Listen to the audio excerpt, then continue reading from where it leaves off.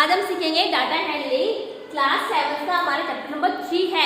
इसका पार्ट 1 हम पहले कर चुके हैं। आज हमारा है पार्ट 2।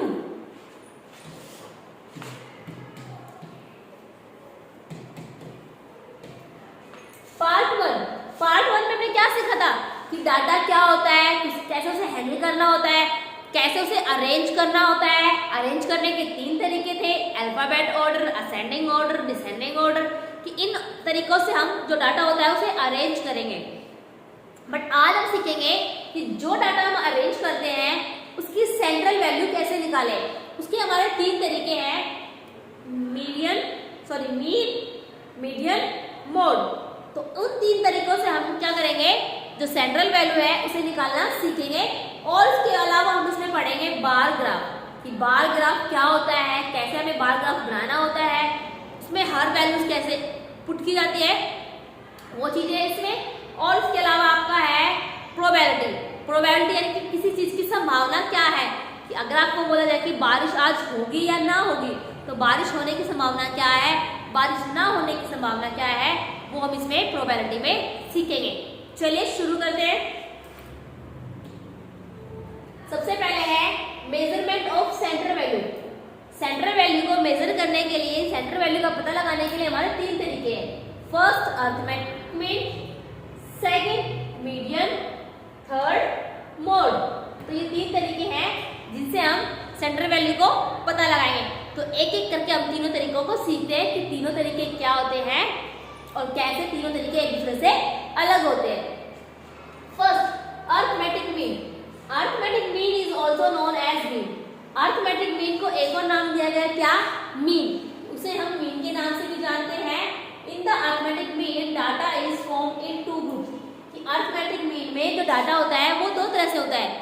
2 तरीके कौन से हैं, एक ग्रुप डाटा और एक अनग्रुप डाटा।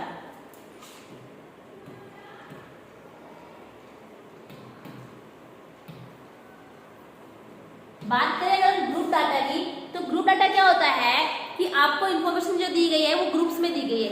जैसे अगर मान लीजिए हम हाइट मेजर कर रहे हैं बच्चों की, स्कूल में हमने मेजर किया हाइट, कि अगर मैं बोलूं कि 155 सेंटीमीटर के बच्चे कितने हैं, तो वहां पर आपको इन्फॉर्मेशन दी जाएगी कि इस क्लास में 3 बच्चे ऐसे हैं जिनकी हाइट कितनी है, 155। उसके बाद अगर मैं बोलूं कि 156 सेंटीमीटर के बच्चे कितने हैं, तो इस क्लास में 4 बच्चे ऐसे हैं जिसकी हाइट क्या है, 156। तो आपको जो इन्फॉर्मेशन इस तरह से ग्रुप में दी होती है वो कौन सी, हमारी ग्रुप डाटा। उसके अलावा अनग्रुप डाटा।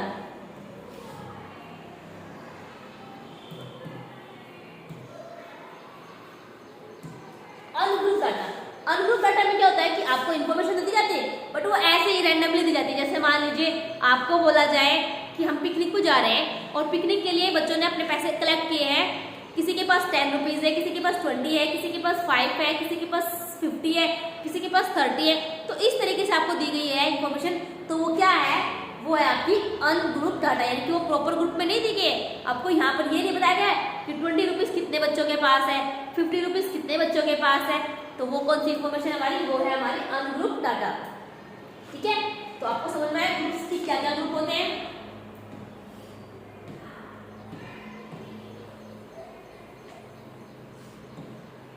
Next, mean.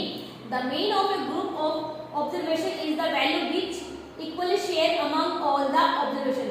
कि मीन क्या है, जो ऑब्जर्वेशन हम करते हैं, जो डाटा हम इकट्ठा करते हैं, उसका क्या है, equally share among the all observation. यानी कि एक ऐसी वैल्यू जो हम अगर औसत में होते हैं ना, हमारी एवरेज निकालते हैं, एवरेज में क्या होती है कि हाँ ये वैल्यू सबके लिए एवरेज में है, कि हाँ इतने तक बच्चे, कुछ बड़े हैं कुछ छोटे।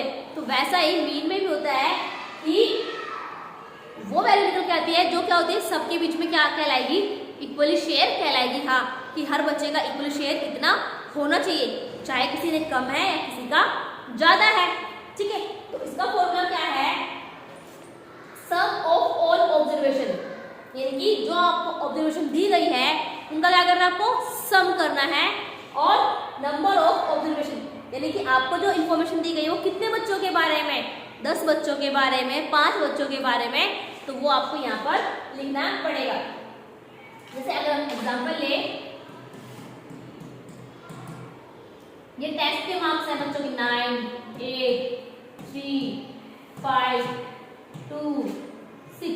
मान लीजिए क्लास टेस्ट था, टेस्ट में ये 6 बच्चों के मैंने मार्क्स लिखे हैं कि 6 बच्चों में से एक बच्चे के 9 है, एक के 8 है, नेक्स्ट 3, 5, 2, 6, ये 6 बच्चों के मार्क्स है।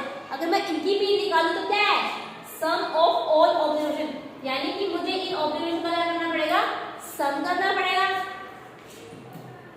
तो 9 प्लस 8 प्लस 3 प्लस 5 प्लस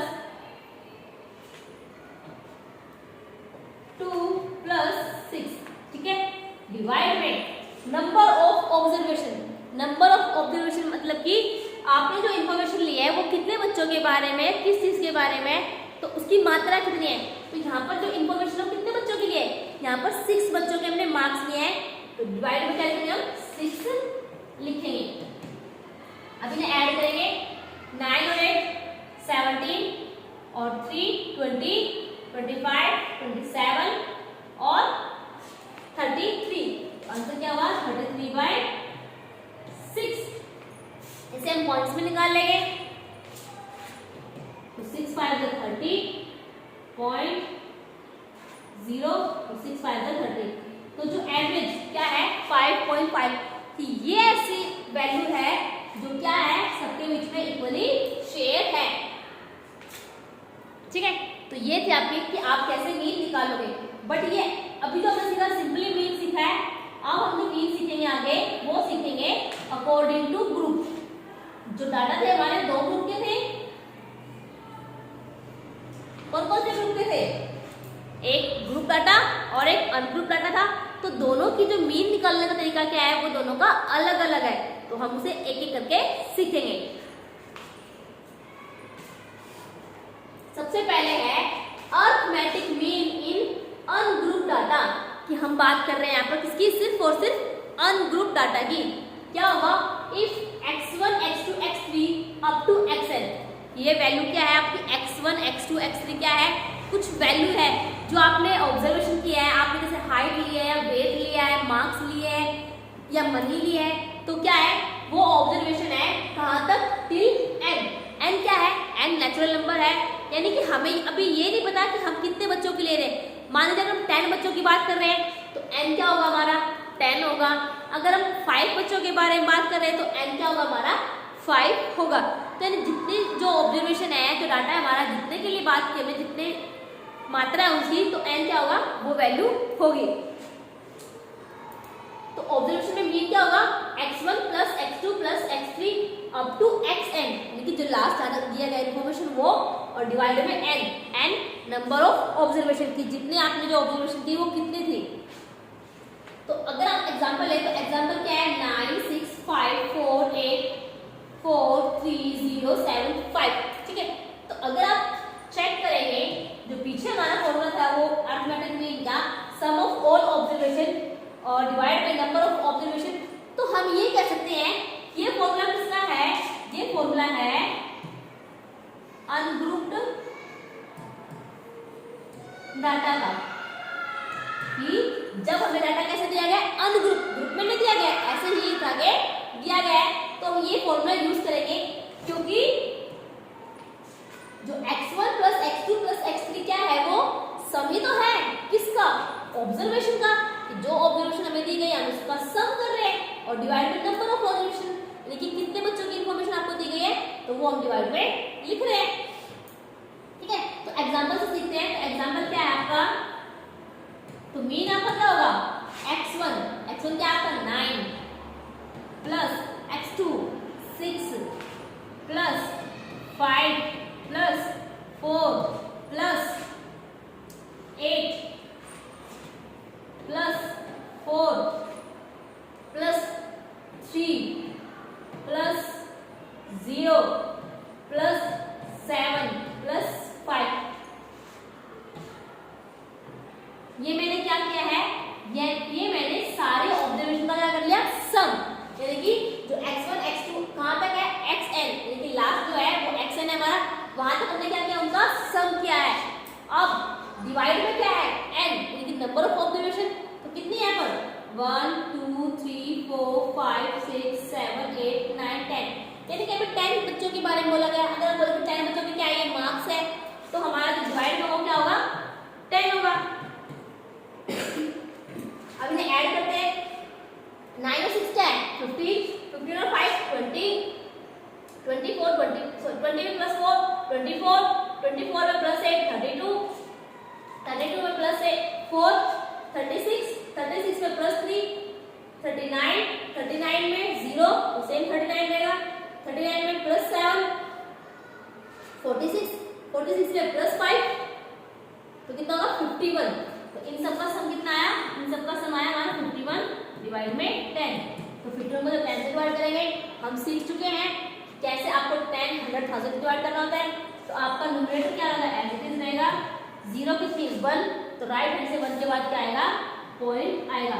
तो यानी कि जो इन्फॉर्मेशन आपको दी गई थी, ये मार्क्स थे 10 बच्चों के आउट ऑफ 10, उसकी मीन क्या है, उसकी मीन है 5.1।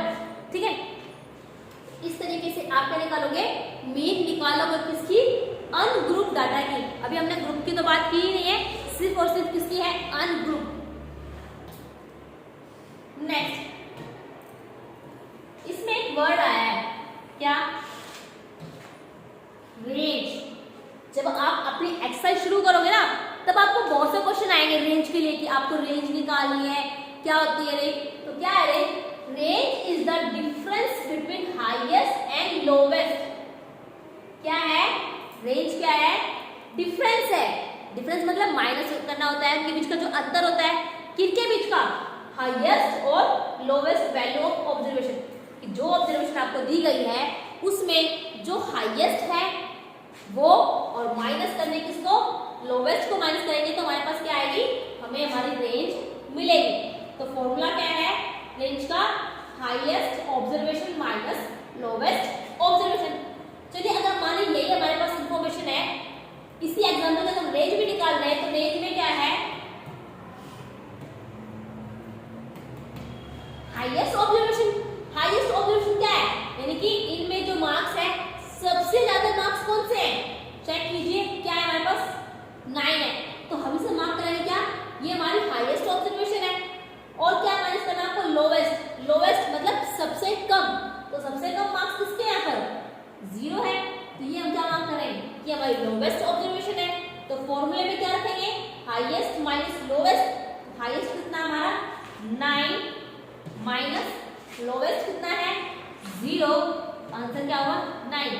कि जो ये एग्जांपल था, अगर इसकी रेंज की बात करें तो इसकी रेंज क्या है, 9 इसकी रेंज है। तो बच्चों ध्यान रखना कि अगर आपको रेंज के लिए पूछा गया है तो रेंज क्या है, कुछ नहीं, सिर्फ हाईएस्ट में से लोवेस्ट वैल्यू जो होती है, यानी हाईएस्ट ऑब्जर्वेशन में से लोवेस्ट ऑब्जर्वेशन को क्या करना है, आपको माइनस करना है, तो आपकी क्या आएगी, आपकी रेंज आ जाएगी। ठीक है,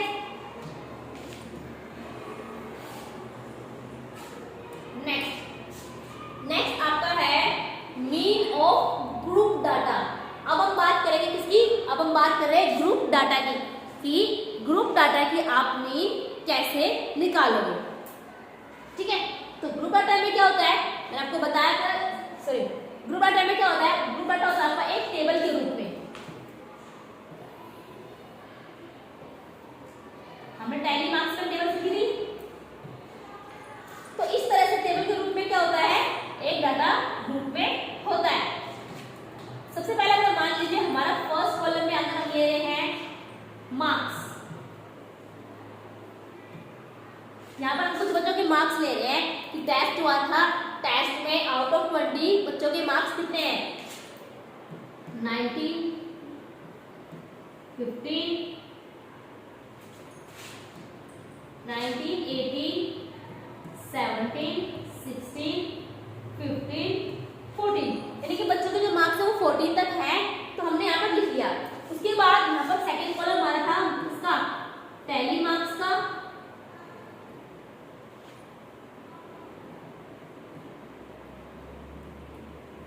उसके बाद थर्ड हमारा कॉलम क्या है, नंबर ऑफ स्टूडेंट। इसमें हमारे टैली मार्क्स का जो कॉलम है वो हमारा यूजफुल नहीं है, तो हम इसे अभी छोड़ देंगे क्योंकि हमारे आगे यूज में नहीं आएगा। तो नंबर ऑफ स्टूडेंट मान लीजिए कि जो 19 नंबर है, तो 19 नंबर लेने वाले बच्चे कितने हैं? 2 बच्चे हैं। 18 मार्क्स वाले कितने बच्चे हैं? 3 बच्चे हैं। 17 मार्क्स वाले कितने बच्चे हैं? 2 बच्चे हैं। 16 मार्क्स वाले अगेन मान लीजिए 2 बच्चे हैं। 15 मार्क्स वाले कितने हैं? 1 बच्चा है। और 14 मार्क्स वाले कितने हैं? 0। ये ऐसा कोई बच्चा नहीं है जिसे 14 मार्क्स मिले हैं। तो यहाँ पर हमने टेबल बनाई है जिससे हमारा डाटा क्या है? ग्रुप फॉर्म में है कि एक ग्रुप है, प्रॉपरली जैसे समझा जा रहा है कि हाँ 19 बच्चों के इतने 19 मार्क्स वाले इतने बच्चे हैं, 18 मार्क्स वाले इतने बच्चे हैं। तो यहाँ पर हम टोटल करेंगे 2 और 3 5 और 2 7 7 और 2 9 1 10। तो टोटल 10 स्टूडेंट्स की यहाँ पर बात करी गई है। ठीक है, ये होगा मेरा डाटा। अब इसमें करना क्या है? If x1, x2, x3 up to xn are the n value of variate with corresponding frequency f1, f2, f3 and representatively। अब जो हमारे वेरिएट्स होते हैं ये हमारे क्या है? वेरिएट्स है। तो इसका जो नाम रखेंगे उसका नाम रखेंगे xi। ठीक है, तो जो वैल्यूज होगी वो होगी हमारी x1, x2, x3, x4, x5, x6। ठीक है, तो इस तरीके से हम लिखेंगे x1, x2, x3 की फॉर्म में। दूसरा नंबर बात करते हैं इसके बारे में फ्रीक्वेंसी हमारी होती है नंबर ऑफ स्टूडेंट्स की फ्रीक्वेंसी। तो इसे हम लिखेंगे fi। ठीक है, और तो जो वैल्यूज होगी वो कौन सी हमारी? वो वैल्यूज है हमारी f1, f2, f3, f4, f5, f6। ठीक है, तो हमने यहाँ पर चीजें मार्क कर ली, x1, x2 वाली और f1, f2 की वैल्यूज हमने मार्क कर ली। Then arithmetic mean of these values. तो अब जो वैल्यूज है इनका अर्थमेटिक मीन क्या होगा? आपको फर्स्ट f1 x1 को मल्टीप्लाई करना है, यानी कि आपको जो f1 और x1 है इनकी मल्टीप्लाई कितने हैं? 19 को 2 से मल्टीप्लाई करेंगे तो कितना हुआ? 38 हुआ।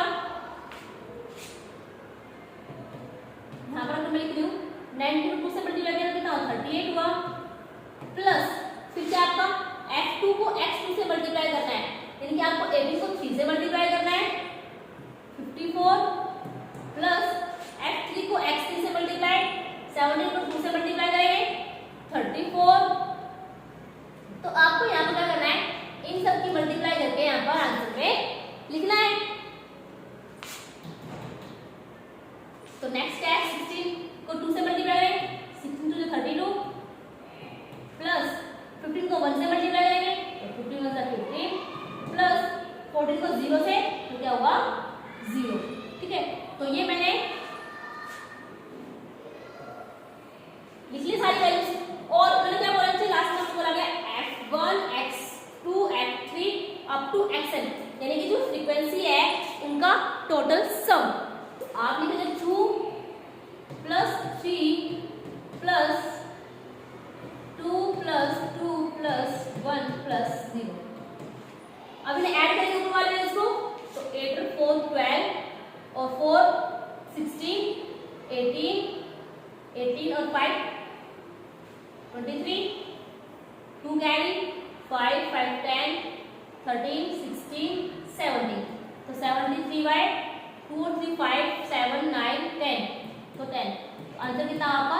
7.3। ये आपकी मीन होगी।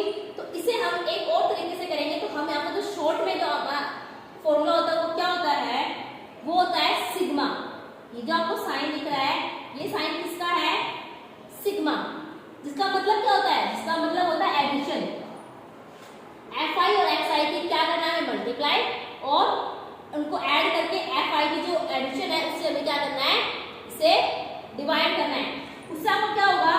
जो हमने टाइम अभी इससे लगाया है वो टाइम हमारा सेव हो जाएगा और चीजें क्या हो जाएगी? इजी हो जाएगी। तो हम क्या करेंगे? हम यहाँ पर एक नया कॉलम बनाएंगे और उस कॉलम का नाम क्या होगा? उस कॉलम का नाम होगा fi xi, यानी कि जो फ्रीक्वेंसी है और जो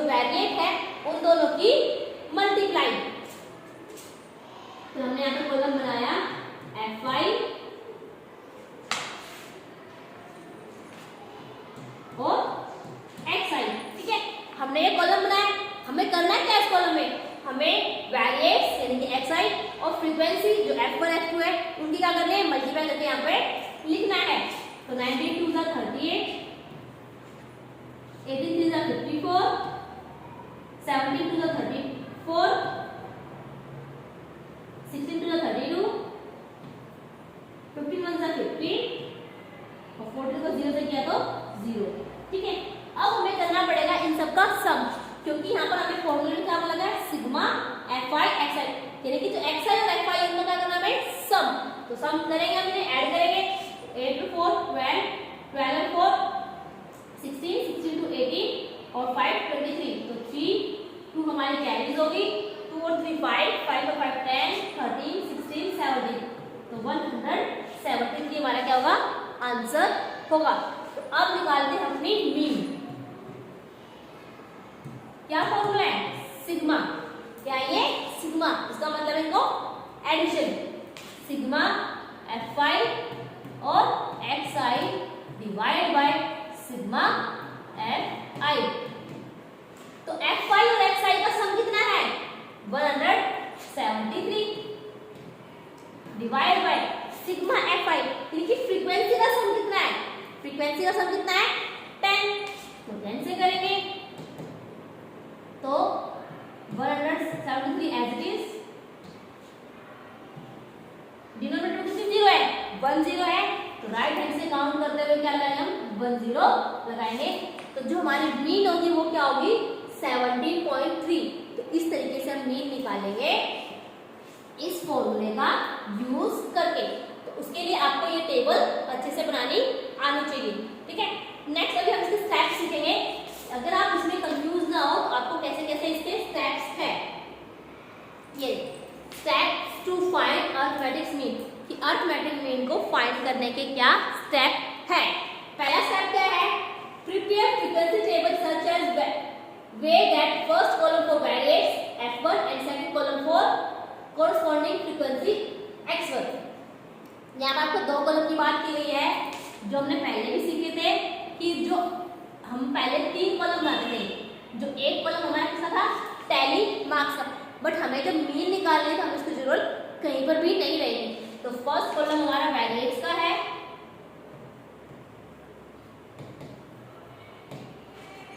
जिसमें आपको क्या जाता है, जिसमें आपको हाइट, वेट, मान लीजिए अगर मैं हाइट की बात कर रही हूँ कि मुझे यहाँ पर हाइट दी गई है,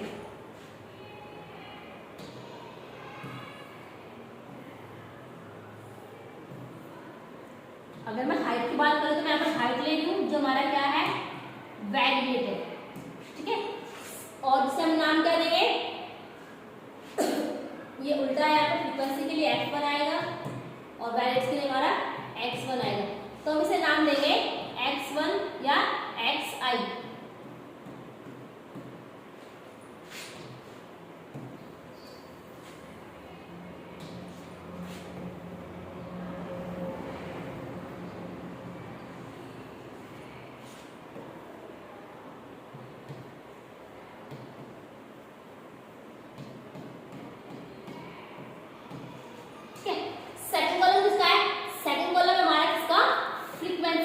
फ्रीक्वेंसी यानी कि जो नंबर ऑफ स्टूडेंट्स दिए होते हैं वो हमारी फ्रीक्वेंसी कहलाती है, तो इसका नाम लिखेंगे हम फ्रीक्वेंसी, फ्रीक्वेंसी, ठीक है, जिसे हम क्या बोलेंगे, Fi,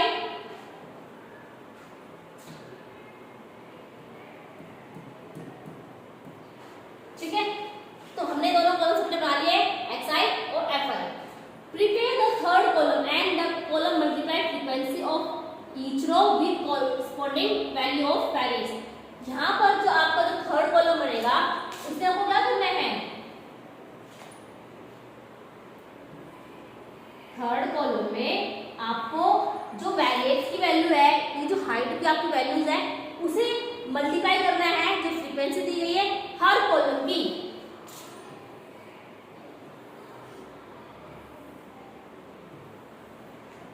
मान लीजिए मैं हाइट ले रही हूँ 152 सेंटीमीटर, 153 सेंटीमीटर,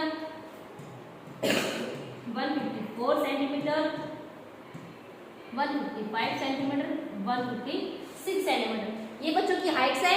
अब नंबर ऑफ स्टूडेंट्स कितने हैं? 4 3 2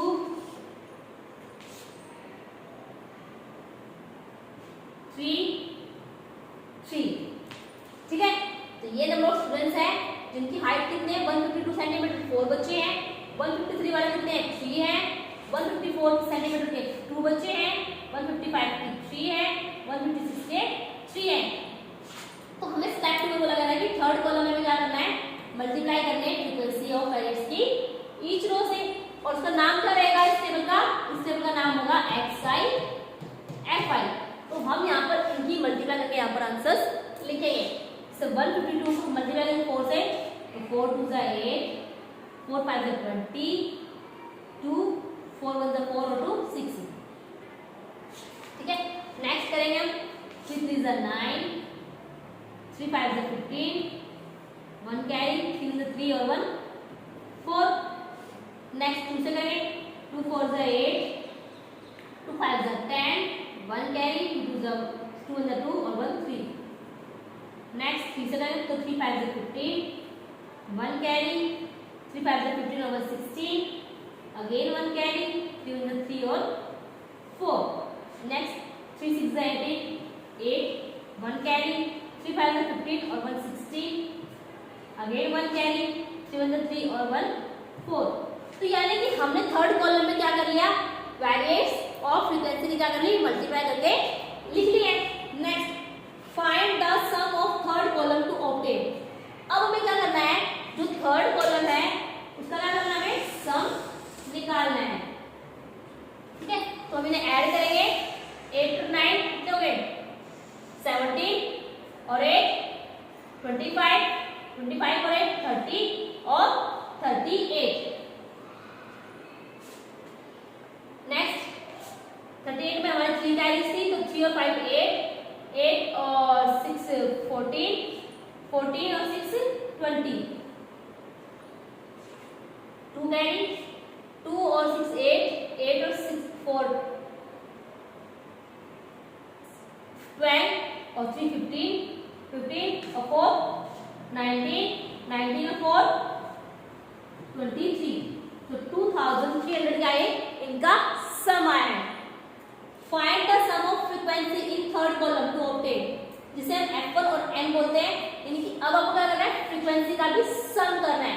फ्रीक्वेंसी का सम करेंगे तो 4 और 3 7, 7 और 2 9, 9 और 3 12 और 3 15। तो कितना सम आया? इनका 15 सम आया। यानी हमने स्टेप बाय स्टेप्स अपने टेबल कंप्लीट कर लिए। अब आपको क्या करना है? अब आपको यूज करना है सिंपल से फॉर्मूला। और फॉर्मूला क्या है? फॉर्मूला है हमारा x sigma fi xi divide by sigma fi। यानी कि जो fi xi है, जो थर्ड कॉलम है, उनका सम डिवाइड करना है किससे? फ्रीक्वेंसी के सम से। तो फॉर्मूले पुट करेंगे, तो 2308 डिवाइड बाय किससे? 15 से। तो हम इसे 15 से डिवाइड करके निकालेंगे, अपना आंसर निकालेंगे।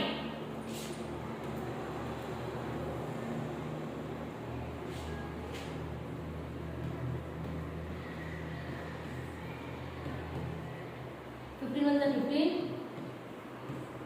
3 8 1 ठीक है 0 15 3 is 75 5 8 15 3 is sorry 15 5 is 75 होता हमारा।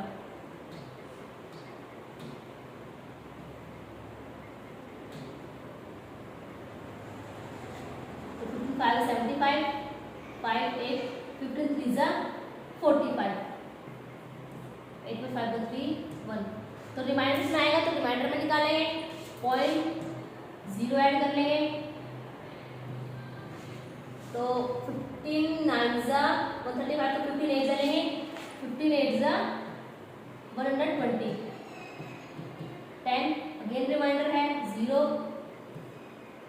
15 6 90, तो 90।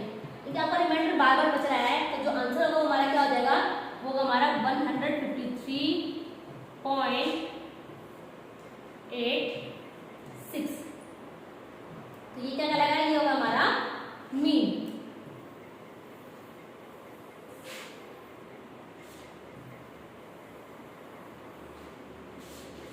जो आपको फ्रीक्वेंसी दी गई थी उन्हें सॉल्व करने के बाद आप इस तरीके से मीन निकालोगे। तो आपको प्रॉपरली जो स्टेप्स है वो याद रहने चाहिए कि फर्स्ट कॉलम किसका है, सेकंड कॉलम किसका है, थर्ड कॉलम किस चीज का है, और हमने थर्ड कॉलम में क्या किया है, उसके बाद हमने क्या किया है, थर्ड कॉलम का सम किया है, हमने सेकंड कॉलम जो फ्रीक्वेंसी था उसका सम किया है, और उन वैल्यूज को अपने फॉर्मूले में पुट कर दिया है। तो जो आंसर आया वो हमारा क्या है, अरिथमेटिक मीन, यानी कि हमारा मीन आया। ठीक है, तो आप नोट कर लीजिए अच्छे से।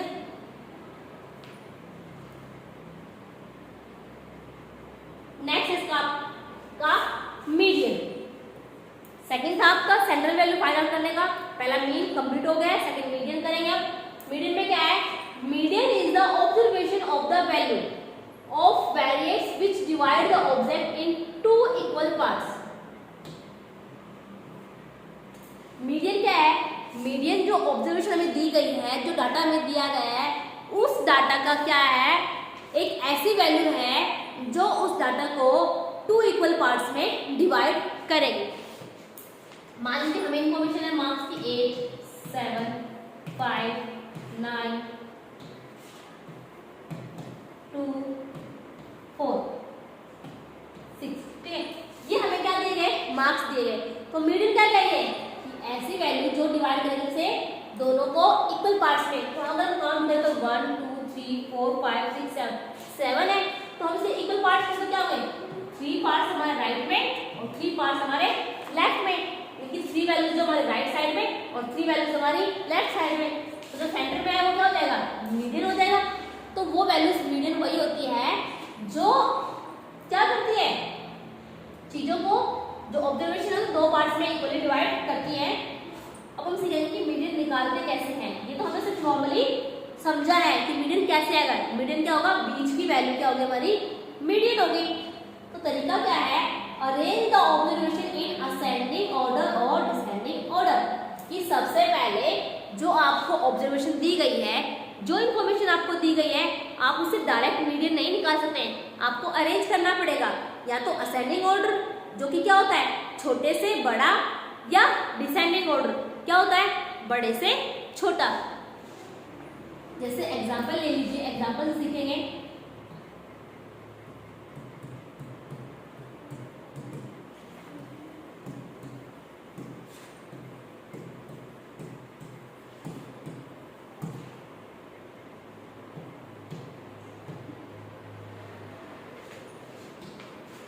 ये मैंने कुछ मार्क्स लिए आउट ऑफ 10 9 3 4 6 8 5 7। तो ये हमारे मार्क्स है। अब हमें निकालना क्या है, इनका मीडियन। अब इनका जो मीडियन निकालना है, क्या हमें इक्वली पार्ट्स में डिवाइड करके मीडियन निकाल लें, नहीं।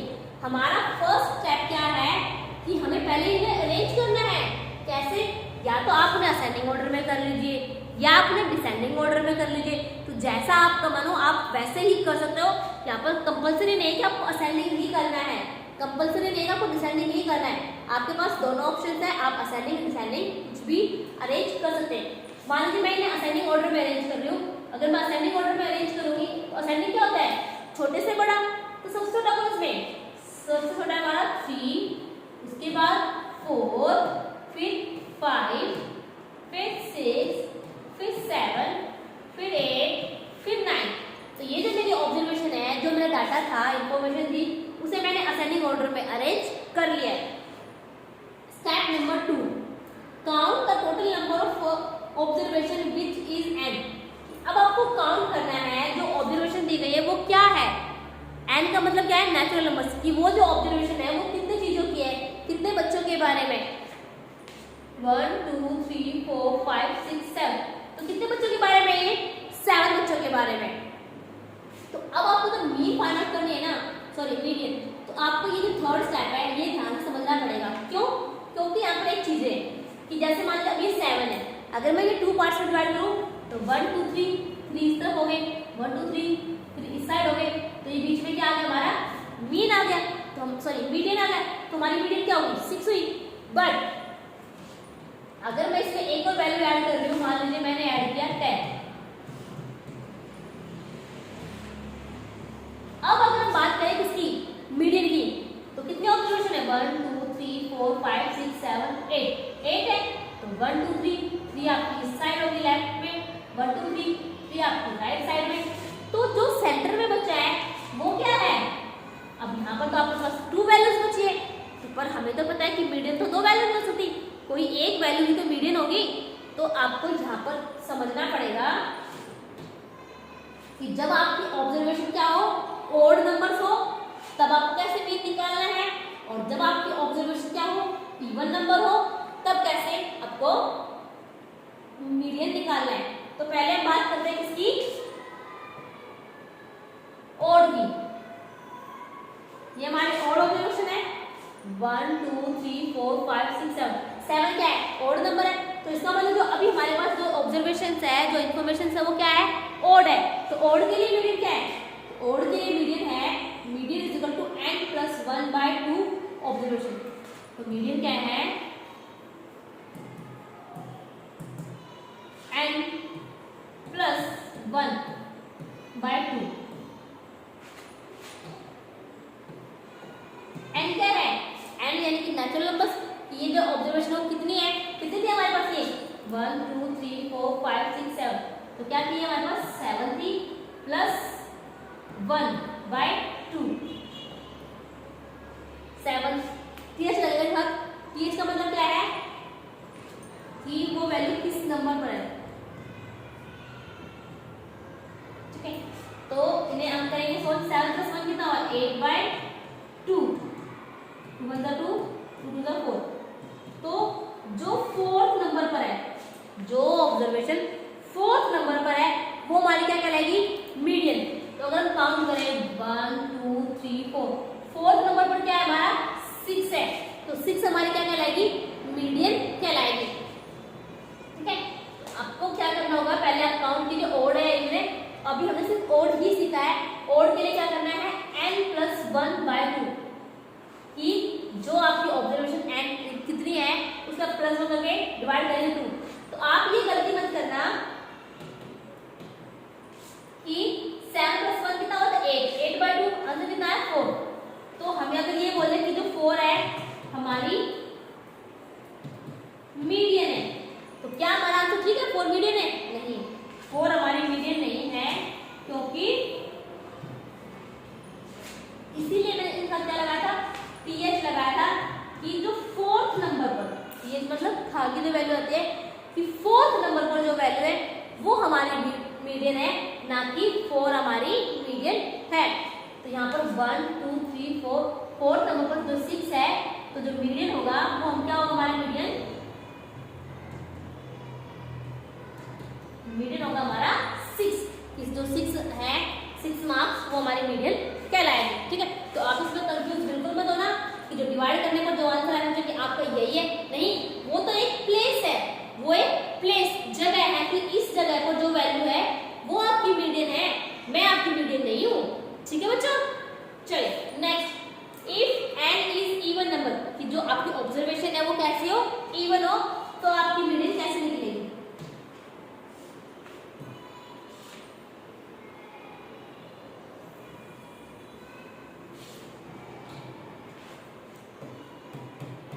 एग्जाम्पल है, मान लीजिए वेट की बात कर रहे हैं, वेट है बच्चों का 20 kg, 24 kg, 21 kg, 23 kg,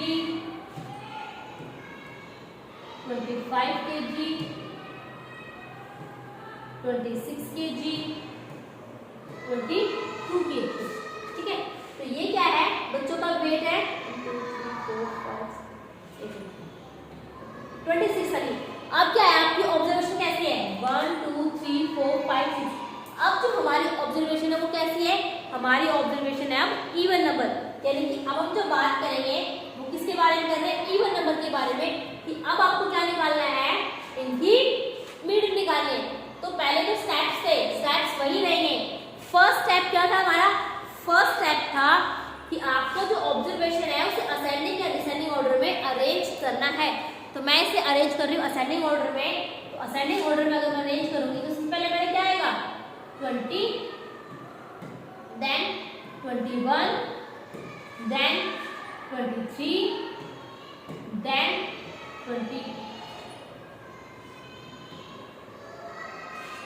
24, then 25, then 26। यानी कि जो मेरी ऑब्जर्वेशन थी मैंने उसे क्या किया है, मैंने उसे असेंडिंग ऑर्डर में अरेंज कर लिया है, जो कि हमारा क्या था स्टेप नंबर फर्स्ट। अब स्टेप नंबर 2 क्या है, count the number of observation which is an. अब आपको काउंट करनी है ये ऑब्जर्वेशन क्या है, ऑड है या इवन है। 1 2 3 4 5 6। तो अब हमारे क्या है ऑब्जर्वेशन इवन है। अब हमें फॉर्मूला क्या लगाना है इवन के लिए, n/2 प्लस n+1 by 2। जो n/2 की ऑब्जर्वेशन आएगी प्लस n/1 की जो ऑब्जर्वेशन आएगी उसे हमें किससे डिवाइड करना है, हमें 2 से डिवाइड करके क्या निकालना है, मीडियन निकालनी है।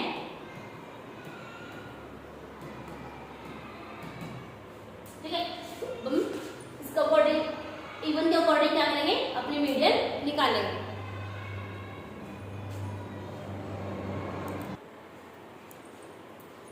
तो फॉर्मूले पुट करेंगे। सबसे पहले क्या है n/2 plus n/2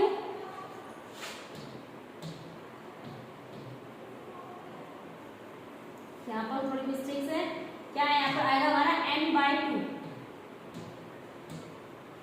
n/2 plus 1 observation.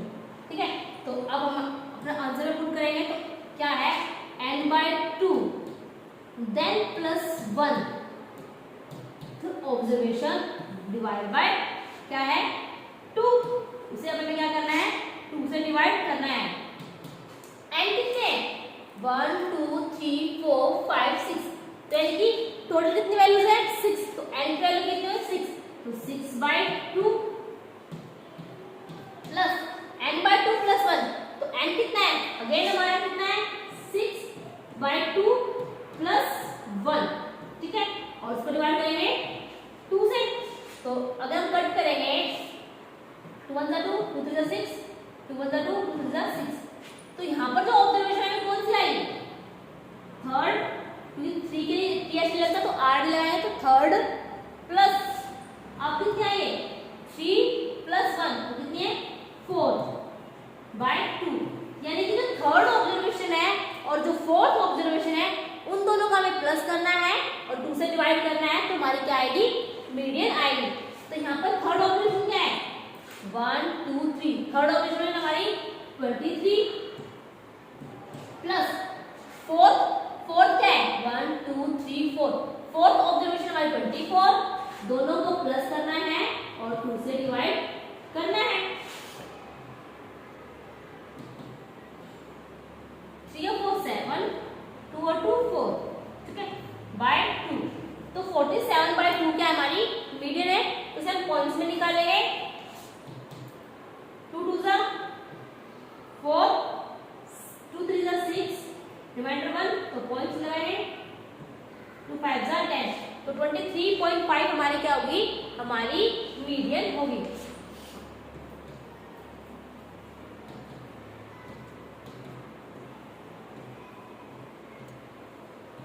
ठीक है, तो जब आपको इवन नंबर दिए होंगे तो आप अपने मीडियंस को इस तरीके से निकाल लोगे कि आपको n+2 जो ऑब्जर्वेशन आएगी वो, और फिर n+2 जो ऑब्जर्वेशन उसमें +1 करके, तो जो 2 ऑब्जर्वेशन आएगी आपको उन दोनों ऑब्जर्वेशन का प्लस करना है और 2 से डिवाइड करना है। तो हमारी क्या आएगी, मीडियन निकलेगी।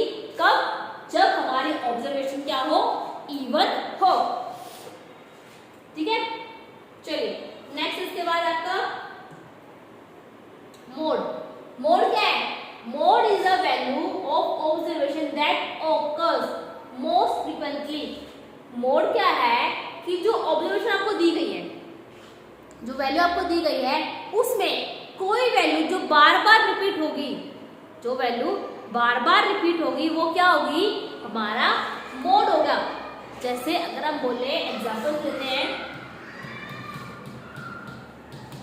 मार्क्स की बात कर रहे हैं 8, 3, 5, 2, 3, 8, 2, 3, ठीक है। तो ये बच्चों के क्या है, मार्क्स है आउट ऑफ 10। तो सेट क्या है, first take the set of observation. सबसे पहले अपने सेट को देखिए कि आपको ऑब्जर्वेशन क्या दी गई है। इसके बाद count the number of values that is repeat themselves. फिर आपको यहाँ पर इसमें ऐसी वैल्यू देखनी है जो खुद को बार बार रिपीट कर रहे हो, यानी कि वो नंबर जो बार बार आया हो। अगर हम यहाँ पर देखें 8 है, 8 कितनी बार आया है, 8 है यहाँ पर 2 टाइम्स आया है।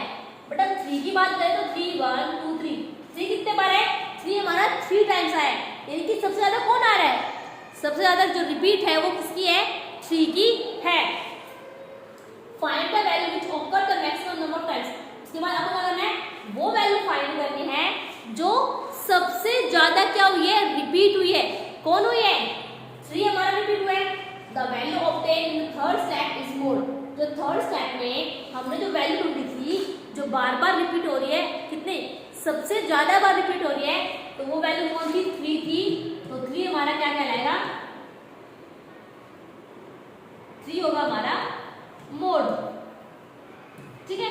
तो मोड के लिए आपको कुछ नहीं करना, बस आपको बस ऑब्जर्वेशन को ध्यान से देखना है और उसमें आपको देखना है कि कौन सी जो वैल्यू है वो रिपीट हो रही है। रिपीट मान लीजिए कई और में, जैसे 8 था, 8 भी तो रिपीट हुआ था, बट 8 कितनी बार है, 8 सिर्फ 2 टाइम्स है। अगर हम 3 की बात करें तो 3 कितनी बार है, 3 हमारा 3 टाइम्स है। तो इसलिए जो वैल्यू सबसे ज्यादा रिपीट होगी वो हमारी क्या होगी, वो हमारी मोड होगी, ठीक है। चलिए, तो ये आपके मीन मीडियन मोड तीनों आपके हो चुके हैं। तीनों के आपने फॉर्मूले समझ लिए हैं, कैसे आपको ग्रुप डाटा का मीन निकालना है, कैसे आपको अनग्रुप डाटा का मीन निकालना है, कैसे आपको इवन नंबर्स की मीडियन निकालनी है, कैसे आपको ऑड नंबर की मीडियन निकालनी है और कैसे आपको मोड निकालना है, ठीक है। अब इसके बाद हम बात करेंगे बार ग्राफ। बार ग्राफ क्या होता है, ये आप देखते होंगे, आप मार्केट से जब लेने आते हैं ग्राफ, तो ये इस तरह से एक पेज आपको मिलता है जो क्या होता है, हमारा ग्राफ होता है, जिसे हम बोलते हैं ग्राफ पेपर।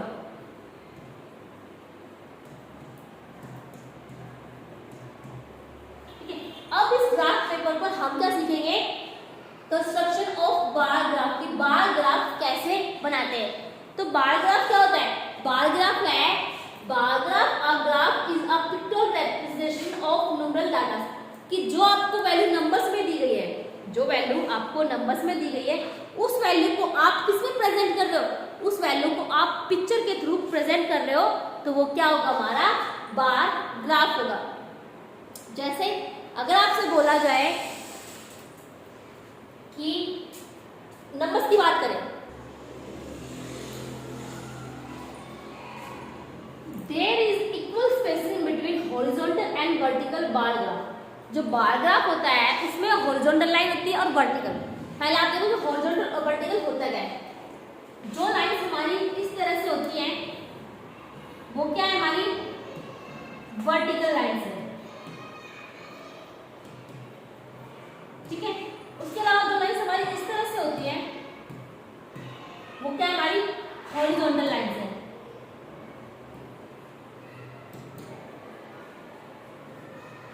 ठीक है। तो ये हमारी लाइंस होती है, जो हमारी लेटी हुई लाइंस बोलते हैं हमें, वो कौन सी, वर्टिकल। और जो वर्टिकल सीधी खड़ी हुई लाइंस है वो क्या हमारी हॉरिजॉन्टल लाइंस है, ठीक है। तो इस तरह की लाइंस हमारी किस पर होती है, बार ग्राफ पर होती है, दिख रही होगी आपको। उसके अलावा बार ग्राफ पर क्या होता है,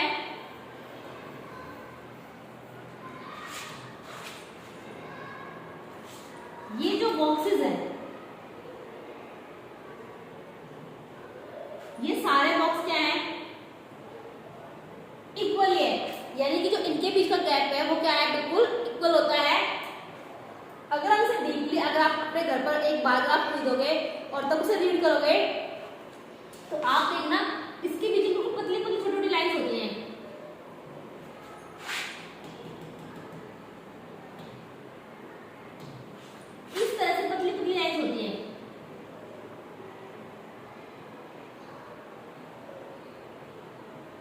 वो कितनी होती है, पूरी 10 लाइन्स होती है, यानी कि पूरा जो इनके बीच जो गैप होता है वो कितना होता है 10। अगर हम बात करें तो 1 2 3 ऐसे करके हम 10 तक इसमें नंबर्स होते हैं। सेम हॉरिजॉन्टल में भी 10 होती है, 1 लाइन 2 लाइन 3 4 5 6 7 8 9 10। तो इस तरीके से हॉरिजॉन्टली भी क्या होती है 10 लाइन्स होती है। तो इसका मतलब क्या है कि जो एक बॉक्स है वो कितने के बराबर है, 10 यूनिट के बराबर है, या हम इसे 1 के अकॉर्डिंग ले सकते हैं। तो वो डिपेंड करेगा, जब हम ग्राफ बनाएंगे तो हम किसी यूनिट को किस अकॉर्डिंग लेते हैं, तब हमारे जो ये बॉक्सेस है वो हेल्प करेंगे यूनिट को मेजर करने में। ठीक है, vertical lines is X axis right information given in the data like height, weight, cities, fruit etcetera. जब हम ग्राफ बनाते हैं तो हम इस तरीके से लाइंस खींचते हैं।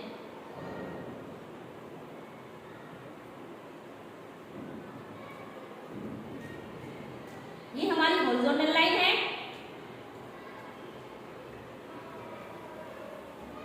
ये हमारी वर्टिकल लाइन है। ठीक है, यहाँ पर हमारा 0 स्टार्ट होता है। जो वर्टिकल लाइन्स होती है वो कौन सा होता है हमारा एक्स एक्सिस। ठीक है, ये होता है हमारा एक्स एक्सिस, जिस पर हम क्या लेते हैं, जिस पर हम लेते हैं जो इन्फॉर्मेशन हमें दी गई है। मान लीजिए हमें वेट दिया गया है 10 स्टूडेंट्स का, या हाइट दी गई है, सिटीज दी गई है, फ्रूट दिया गया है, तो हम यहाँ पर वो लेंगे वो चीजें जो हमें बताई गई है। कि अगर हम बात करें फ्रूट की, मैंगो, तो हमने 1 बॉक्स को लिया है हमने मैंगो।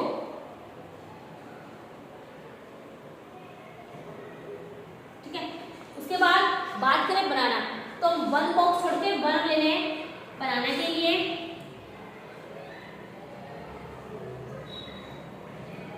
ऑरेंज के लिए अगेन 1 बॉक्स छोड़ के ऑरेंज। पपाया,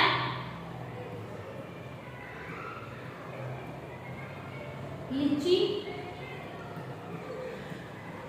मान लीजिए मैंने ये 5 फ्रूट्स लिए हैं। ठीक है, तो मैं इन फ्रूट्स को कहाँ मार्क करूंगी एक्स एक्सिस पर, कि हाँ मुझे जो पिक्टोग्राफ बनाना है, जो बार ग्राफ में जो पिक्चर बनानी है किसकी है, वो इनकी बनानी है। ठीक है, उसके बाद horizontally lines is Y axis. जो हॉरिजॉन्टल लाइन होती है वो कौन सी है, वो है हमारा वाई एक्सिस। ठीक है, right frequency on that line. इस लाइन पर लिखते हैं फ्रीक्वेंसी। फ्रीक्वेंसी यानी कि जो हमें मात्रा दी गई है। जैसे मान लीजिए हम बात कर रहे हैं कि हमें एक ग्राफ बनाना है, बच्चों के लिए 5 बच्चे हैं, जिसमें कुछ बच्चों को मैंगो पसंद है, कुछ बच्चों को बनाना पसंद है, कुछ बच्चों को ऑरेंज पसंद है, कुछ बच्चों को पपाया पसंद है और कुछ बच्चों को लीची पसंद है। ठीक है, तो हमें इनका ग्राफ बनाना है।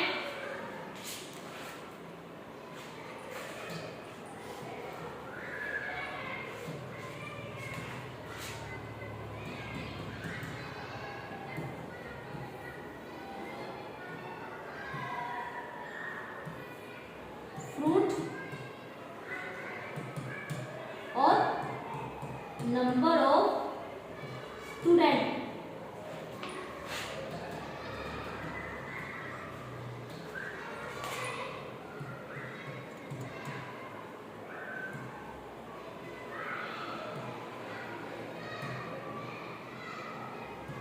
कितने स्टूडेंट्स हैं, यहाँ पर फ्रूट कौन से हमारा मैंगो है,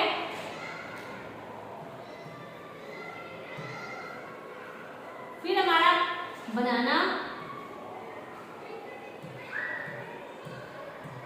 फिर हमारा ऑरेंज, फिर पपाया, लीची,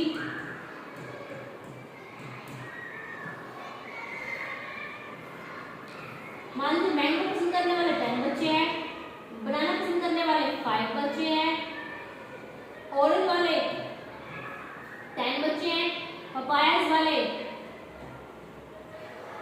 2 बच्चे हैं, लीची वाले कितने हैं 12। यह टेबल है जिसे आपको बार ग्राफ में प्रेजेंट करना है। ठीक है, तो अब यहाँ पर मैंने सबसे पहले क्या लिए, एक्स एक्सिस पे हमारे क्या है, ये फ्रूट्स है। तो मैंने यहाँ पर लिखा, यहाँ पर हमारे हैं ये फ्रूट्स। ठीक है, उसके बाद उन्होंने बोला कि y एक्सिस पर क्या लेंगे, y एक्सिस पर होगी हमारी फ्रीक्वेंसी।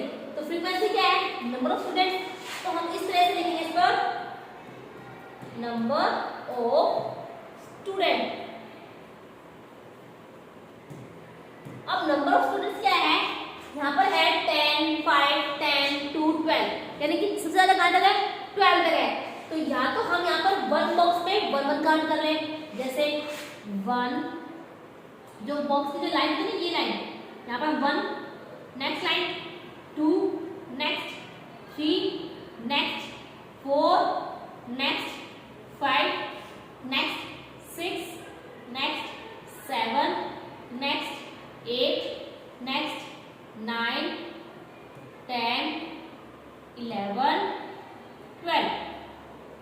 मैक्सिमम क्या हमारा 12 तक है, तो हमने 12 तक की काउंटिंग्स लिख ली है। फिर उसके बाद मैंने क्या बोला है, take equal gap between two perpendicular graph. जब हम ग्राफ बनाएंगे तो दोनों ग्राफ्स के बीच में क्या रहेगा, इक्वली डिस्टेंस रहेगा।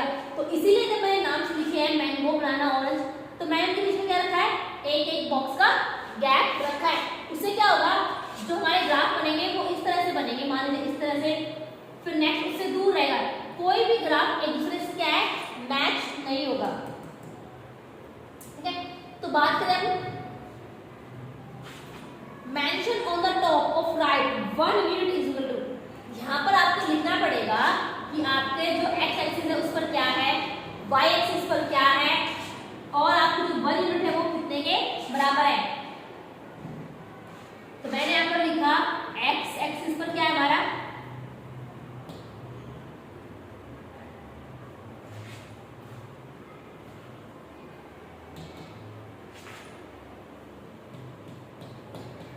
क्या है मेरे, फ्रूट। y एक्सिस पर क्या है हमारा,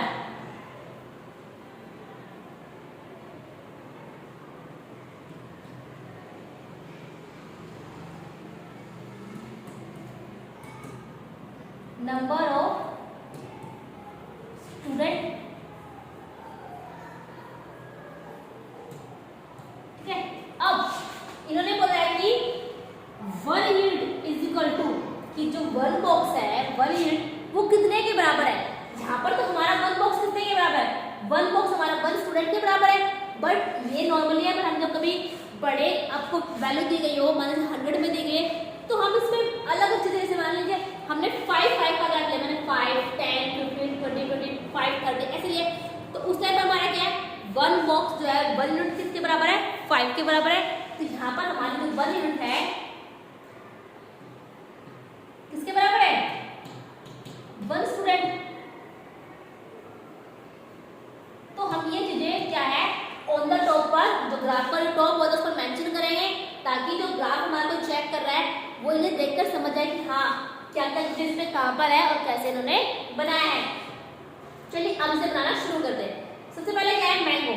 मैंगो कितने हैं, मैंगो है हमारे 10 स्टूडेंट्स। तो हमारा 10 कहाँ पर है, 10 हमारे यहाँ पर है, और मैंगोज यहाँ से स्टार्ट है, तो मैंगो की यहाँ पर फ्रीक्वेंसी ले जाएंगे 10 तक। ठीक है, ये हो गया।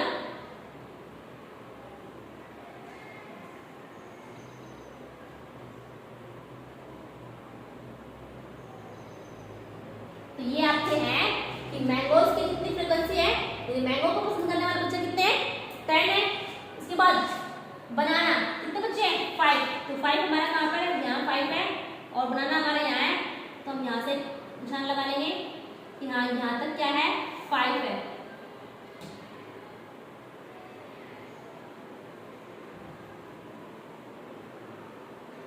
ठीक है, तो ये बनाना हो गया। इसके बाद ऑरेंज पसंद करने वाले बच्चे कितने हैं, 10। तो अगेन ऑरेंज यहाँ है और 10, तो हम यहाँ पर सामने निशान लगाएंगे।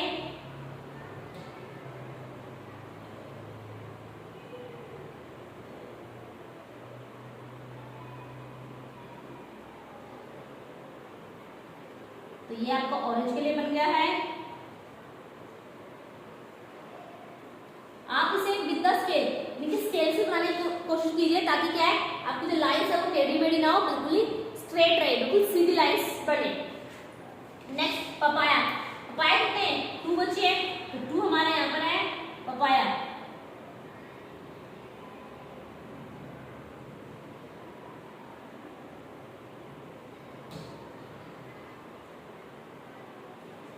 ठीक है, नेक्स्ट लीची, लीची कितने बच्चे पसंद करते हैं? 12, तो 12 हमारा लीची, तो लीची के सामने 12 पर निशान लगाएंगे हम।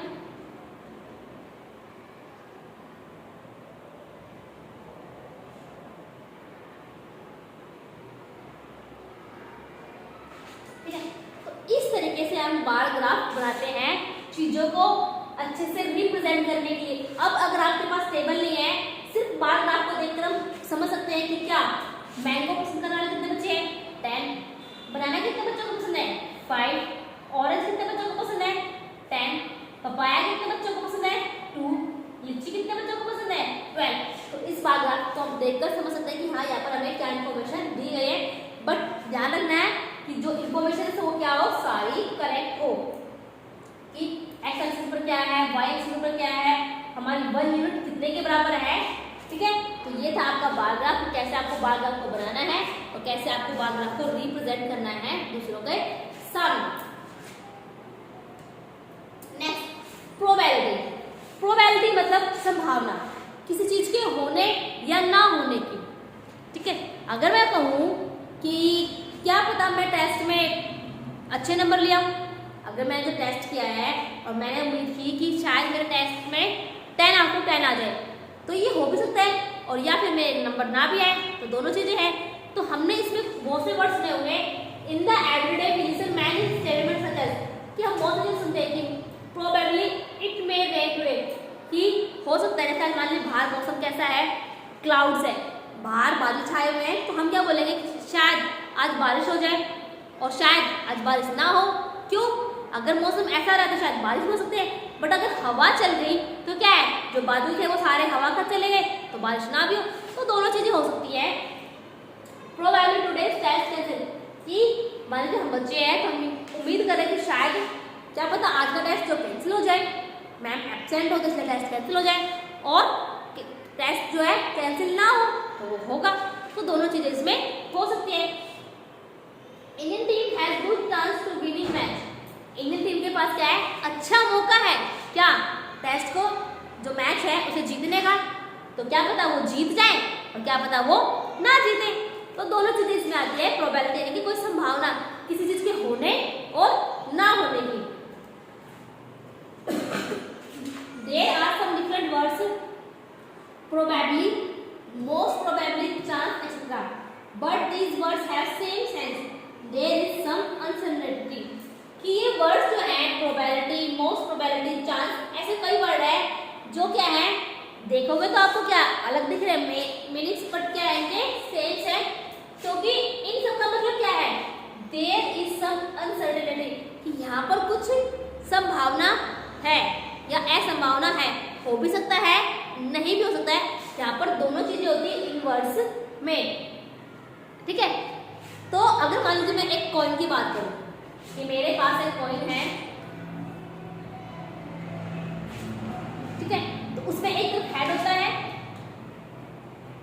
एक तरफ टेल होता है, टेल, हेड, टेल। अगर मैं ये सिक्का उछालूं, ठीक है, आप जब देखते होंगे कि जब मैच स्टार्ट होता है तो क्या करते हैं, टॉस करते हैं, किससे, एक सिक्के से करते हैं। तो एक टीम उसमें हेड मांगती है, एक टीम उसमें वो टेल चूज करती है। तो हमने सिक्का उछाला, तो क्या पता हेड आ जाए और क्या पता टेल आ जाए, तो दोनों होने की संभावना है ना। हमारे पास कोई परफेक्ट है नहीं कि नहीं हेड ही आएगा, ऐसा तो कंपल्सरी नहीं, या टेल ही आएगा, नहीं, दोनों चीजों में से कुछ भी प्रोबेबिलिटी हो सकती है कि maybe it's tail, maybe it's head, शायद वो टेल हो या वो हेड हो। ठीक है, तो इस टाइम पे जो प्रोबेबिलिटी होगी वो क्या होगी,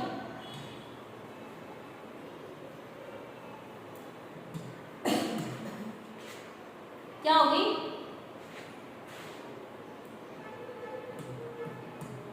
या तो हेड आएगा या टेल आएगा। तो ये दोनों होने की संभावना है, या तो हेड या टेल। ये तो है नहीं हेड ही कोई चीज कंपल्सरी नहीं है। Next, trial. A trial is action which result is one और सेवरल आउटकम। ट्रायल क्या होता है कि एक एक्शन जिसके क्या होंगे रिजल्ट एक भी हो सकता है और ज्यादा भी हो सकता है। मान लीजिए अब हमने सिक्के की बात की, अगर मैं उस सिक्के को उछाल दूं, मैंने एक बार उछाला, शायद हेड आए या टेल आए, दोबारा उछाला मैंने, क्या पता फिर से हेड या टेल आए, तीसरी बार उछाला, यानी कि अगर मैं ज्यादा बार उसको ट्राई कर रही हूँ तो क्या हो रहा है, ज्यादा ऑप्शन आ रहे हैं मेरे पास। तो वो क्या हमारे ट्रायल है कि उसका रिजल्ट क्या हो सकता है, वन भी हो सकता है और सेवन या ज्यादा भी हो सकता है। क्योंकि अगर मैं एक बार ट्राई करूंगी तो एक ही रिजल्ट होगा, अगर मैंने ज्यादा बार ट्राई किया है तो रिजल्ट क्या मेरे पास ज्यादा होंगे। फिर एक वर्ड है एक्सपेरिमेंट और एक वर्ड है रैंडम एक्सपेरिमेंट। अब दोनों में फर्क क्या है वो देखना। एक्सपेरिमेंट क्या है, when we want to see the result which we want. Experiment में क्या है कि जब हम कोई रिजल्ट चाहते हैं कि वो ही आए, जैसे आप लूडो खेलते हो, मान लीजिए आपकी लास्ट गोटी है और आप क्या करते हो कि काश मुझे 6 आ जाए या काश मुझे 4 आ जाए, मतलब आप चाहते हो उस टाइम पे कि आपका 6 ही आ जाए या आपका 4 ही आ जाए। तो उस टाइम पे आपकी उम्मीद है कि हाँ अगर मेरा 4 आ तो मैं जीत जाऊंगी, तो मैं चाहती हूँ कि मेरा 6 आ जाए या मेरा 4 आ जाए, ठीक है। तो वो क्या है, हमारा एक एक्सपेरिमेंट है और उसमें हमारा अगर रिजल्ट आ गया कि हमने चाहा कि 4 आ जाए और 4 ही आ गया, तो वो कैसा है, एक परफेक्ट एक्सपेरिमेंट है। बट रैंडम की बात करें तो रैंडम एक्सपेरिमेंट क्या है, an experiment in which the result of trial can not be predicted in advance, it called random experiment. कि रैंडम एक्सपेरिमेंट में क्या है, जब हमने रिजल्ट कुछ सोचा नहीं, कुछ भी हो सकता है, सिर्फ हमने डाइस लिया, उसे थ्रो किया, हमने जो लूडो का डाइस है उसे सिर्फ फेंका, तो कुछ भी रिजल्ट हो हमें फर्क नहीं पड़ता, क्योंकि यहाँ पर हमने कुछ बोला नहीं कि मुझे 1 ही चाहिए है या मुझे 2 चाहिए, ऐसा तो हमारा कोई मोटिव नहीं है ना। तो ऐसे एक्सपेरिमेंट में क्या है, वो रैंडम एक्सपेरिमेंट है, बस हमने फेंका, ठीक है, जो नंबर आया आया, तो वो हमारा रैंडम एक्सपेरिमेंट कहलाएगा। फिर इवेंट। इवेंट क्या है, an event associated to a random experiment is collection of some outcomes of the experiment. कि इवेंट क्या है, जो हमने रैंडम एक्सपेरिमेंट किए, ठीक है, तो उन एक्सपेरिमेंट से जो हमें आउटकम्स मिले वो क्या होंगे, हमारे इवेंट्स होंगे। जैसे अगर डाइस की बात की थी, एक डाइस को हमने थ्रो किया 5 आया, दोबारा थ्रो किया 4 आया, दोबारा थ्रो किया 1 आया, दोबारा थ्रो किया 5 आया, तो हम इसे बार बार थ्रो कर रहे हैं, बार बार फेंक रहे हैं, उछाल रहे हैं, तो कुछ नंबर्स आ रहे हैं ना हमारे पास, तो वो क्या है, हमारे इवेंट्स है। क्योंकि उस टाइम पे जो एक्सपेरिमेंट हमने किया है रैंडम एक्सपेरिमेंट, क्योंकि यहाँ पर कोई फिक्स तो है नहीं कि हमें 4 ही चाहिए, नहीं, हम सिर्फ खेल रहे हैं, उछाल रहे हैं, बार बार उसको उछाल रहे हैं, तो नंबर्स आ रहे हैं, तो रैंडम एक्सपेरिमेंट है। तो रैंडम एक्सपेरिमेंट जो नंबर्स हमारे पास आए तो वो क्या हमारे इवेंट्स है। तो इवेंट्स जैसे 5, 4, 2, 1 जो नंबर्स आ रहे हैं वो हमारे क्या है, इवेंट्स है। तो इन्होंने एक एग्जांपल है कि एग्जांपल क्या है, टॉसिंग अ कॉइन 5 टाइम्स। कि एक कॉइन सिक्का है जिसे हमने 5 टाइम्स उछाला है, एक बार उछाला, फिर उछाला, फिर उछाला, फिर ऐसे करके हमने उसे 5 टाइम्स इन 5 बार से उछाला है। तो इवेंट क्या है, इवेंट यानी कि जब हमने सिक्का पहली बार उछाला तो हमारे पास क्या आया, हेड आया, दोबारा उछाला तो क्या आया, टेल आया, तीसरी बार उछाला तो क्या आया, टेल आया, नेक्स्ट 4th टाइम उछाला तो हेड आया, और नेक्स्ट 5th टाइम उछाला तो क्या आया, टेल आया। यानी कि ये आउटकम्स है जो रैंडम एक्सपेरिमेंट है। जब सिक्के को हम उछाल रहे हैं, हमें उम्मीद नहीं कि क्या आना है, बस हम उछाल रहे खेलने के लिए, तो जो एक्सपेरिमेंट्स आए वो क्या है, हमारे इवेंट्स कहलाते हैं। यानी कि हमने जब सिक्के को उछाला तो जो हमारे पास वैल्यूज आई वो हमारे क्या है, हमारे इवेंट्स होते हैं, ठीक है। In the experiment of 2 coins possible outcomes. अगर हम बात करें कि 2 कॉइन्स मतलब कि एक साथ हम 2 सिक्के उछाल रहे हैं, एक सिक्का मेरे साथ में, एक सिक्का के साथ में, मैंने दोनों सिक्के उछाल लिए एक साथ, तो क्या हो सकता है, क्या पता पहले वाले सिक्के पर हेड और दूसरे पर टेल आ जाए, एक आउटकम। क्या पता दोनों पर ही हेड आ जाए, एक साथ दोनों सिक्कों पर हेड आ गया, या फिर हो सकता है कि दोनों सिक्कों पर क्या आ जाए, टेल आ जाए, या एक पर टेल और एक पर हेड आ जाए। तो क्या है, जब हम 2 सिक्के उछाल रहे हैं तो हमारे पास 4 एक्सपेरिमेंट जो 4 पॉसिबिलिटीज है जो हो सकती है, उसके अलावा और नहीं हो सकती, क्योंकि यहाँ पर 2 सिक्कों की बात है, तो सिर्फ 4 पॉसिबिलिटी है जो हो सकती है कि या तो हेड और टेल आ जाए, या दोनों पर हेड आ जाए, दोनों पर टेल टेल आ जाए या एक पर टेल और एक पर हेड आ जाए। तो ये जो आउटकम्स है जो हमारे सामने आई वो क्या है, हमारे इवेंट्स होते हैं। ठीक है, अब इसमें एक चीज समझना क्या है, गेटिंग मतलब मिलना, एग्जैक्टली वन हेड और एट लीस्ट वन हेड। अब ये जो आपकी स्टेटमेंट है, इस तरह के जब आपके क्वेश्चंस आएंगे तो आप उसमें कंफ्यूज ना हो, इसलिए पहले आपने ध्यान से समझना। पहले क्या बोला गया, एग्जैक्टली वन हेड, कि जब दो सिक्के हम उछाले थे तो दोनों सिक्कों में से एक के ऊपर तो क्या आना चाहिए, हेड आना चाहिए। एग्जैक्टली मतलब कि हाँ हमें बिल्कुल एक के ऊपर क्या चाहिए, हेड चाहिए है। उन्होंने ये नहीं बोला कि आपको दोनों पर चाहिए है, नहीं, सिर्फ बात की एक कि एक पर हेड हो दूसरे पर टेल हो, चलेगा में। तो ऐसे कौन से, ऐसे वो हैं जिसमें क्या आएगा हमारे पास एक के ऊपर हेड, यहाँ पर फर्स्ट में क्या है, एक पॉइंट पर क्या है, हेड है हमारे पास। इसके बाद अगर दूसरे में देखें तो क्या है हमारे पास, दो हेड है, हमें तो चाहिए ही नहीं, हमें क्या चाहिए, हमें सिर्फ एक ही हेड चाहिए है। उसके बाद दो हमारे पास क्या है, टेल है, हमें उसका भी कोई काम नहीं है। नेक्स्ट अगेन हमारे पास क्या है, एक हेड है। तो यहाँ पर कितनी पॉसिबिलिटीज हैं, जब दो बार क्या आ रहा है, हेड आ रहा है, तो हमारे पास दो पॉसिबिलिटीज है, 1 2 की दो पॉसिबिलिटीज है कि दो बार ये चीजें पॉसिबल है। जब आपका क्या आएगा, एग्जैक्टली वन हेड, क्या बिल्कुल एक हेड तो आपका आएगा ही। अब सेकंड समझो, सेकंड में क्या बोला गया आपको, getting at least one head, कि आपका कम से कम एक हेड आना चाहिए। हो सकता है दो भी आ जाए, तीन भी आ जाए, उसे कोई फर्क नहीं पड़ना चाहिए, बट एक आपका होना चाहिए। उसके बाद उससे आगे कितने भी आ सकते हैं, तो एटलीस्ट समझ लगे कम से कम। तो यहाँ पर अगर देखेंगे कम से कम एक हेड हमारे पास यहाँ पर भी है, यहाँ पर कितने हैं, दो हेड है ना, तो उन्होंने बोला ना कि कम से कम एक तो हो, उससे ज्यादा भी हो सकते हैं, तो हम यहाँ पर दो हेड को भी काउंट करेंगे। इसके बाद नेक्स्ट आपको क्या हो गया, दो टेल्स तो काउंट नहीं करनी है, क्योंकि हमें क्या चाहिए, वन हेड। तो यहाँ पर फिर आपका नेक्स्ट क्या है, एक हेड है। तो अब कितने आउटकम्स पॉसिबल है, अब हमारे पास 3 आउटकम्स है जो पॉसिबल है, हेड टेल, हेड हेड और टेल हेड। तो अब हमारे पास 3 आउटकम्स है जो पॉसिबल है, किस लिए, एट लीस्ट वन हेड। क्योंकि ये चीजें फिर आपको कंफ्यूज करेंगी जब आप क्वेश्चंस करोगे, अगर आपने अभी अच्छे से नहीं समझी। एग्जैक्टली का मतलब कि हाँ एक ही चाहिए है, ना ज्यादा ना कम, और एट लीस्ट का मतलब कि कम से कम एक हो, उससे ज्यादा भी हो सकते हैं। ठीक है, तो ये दोनों थे।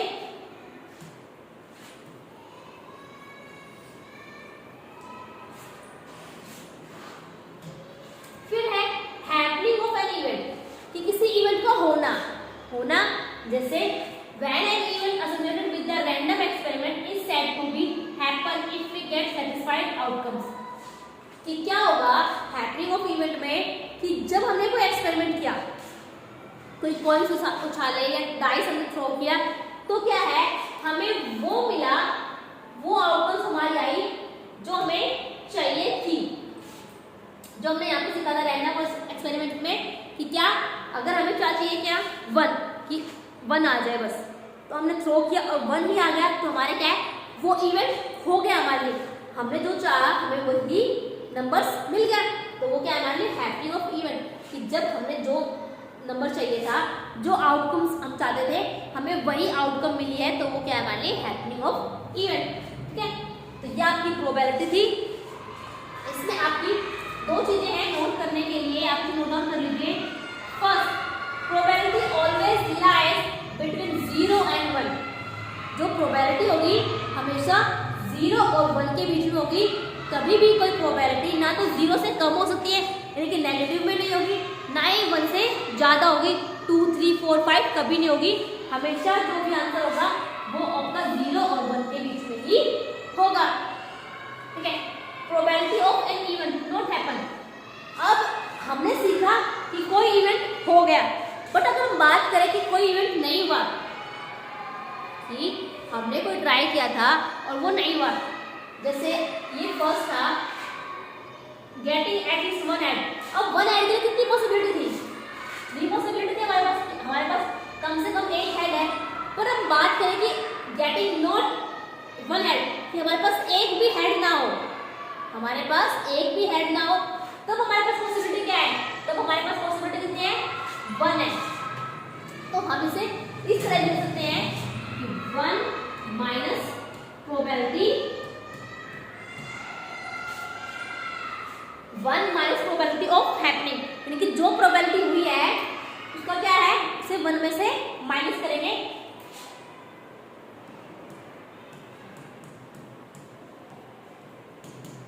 प्रोबेबिलिटी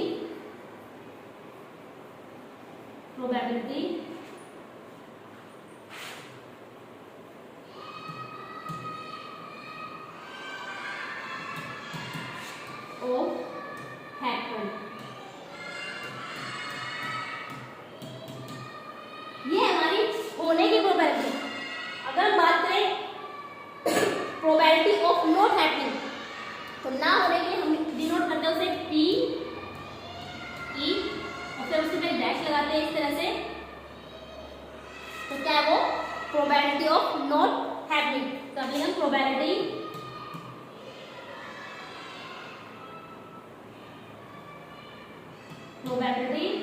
ऑफ नॉट हैपनिंग, ठीक है। तो जब भी आपको प्रोबेबिलिटी ऑफ नॉट हैपनिंग निकालनी हो तो वन में से माइनस करेंगे किसको, प्रोबेबिलिटी को, ठीक है। और एक और चीज अगर आप नोट करना चाहें तो probability of happening plus probability of not happening always one, कि होने की संभावना और ना होने की संभावना अगर हम दोनों को प्लस करते हैं तो आंसर हमारा क्या रहेगा, हमेशा वन होगा, ठीक है। तो आप ये जो नोट्स है 1 2 3, आप 3 नोट्स को नोट डाउन कर लीजिए ताकि आपको याद रहे कि प्रोबेबिलिटी क्या है, 0 और 1 के बीच में आएगी। Probability of not even happening, not happen even, तो 1 माइनस प्रोबेबिलिटी, और प्रोबेबिलिटी ऑफ हैपन और प्रोबेबिलिटी ऑफ नॉट हैपन का सम क्या होगा, ऑलवेज 1 होगा, ठीक है। तो यह आपकी जो है थ्योरी पोर्शन कंप्लीट हो गया है। अब नेक्स्ट वीडियो में हम स्टार्ट करेंगे इसकी एक्सरसाइज, ठीक है। तो आप पहले थ्योरीज को अच्छे से समझिए, इसके बाद जो आप क्वेश्चन करेंगे तो आपको उनमें कोई भी प्रॉब्लम्स नहीं आएंगी, क्योंकि अगर आपने थ्योरी पोर्शन को अच्छे से समझा है तो आपको फिर क्वेश्चन को समझने में प्रॉब्लम्स नहीं आएगी, ठीक है। तो मिलते हैं इसके बाद नेक्स्ट वीडियो में विद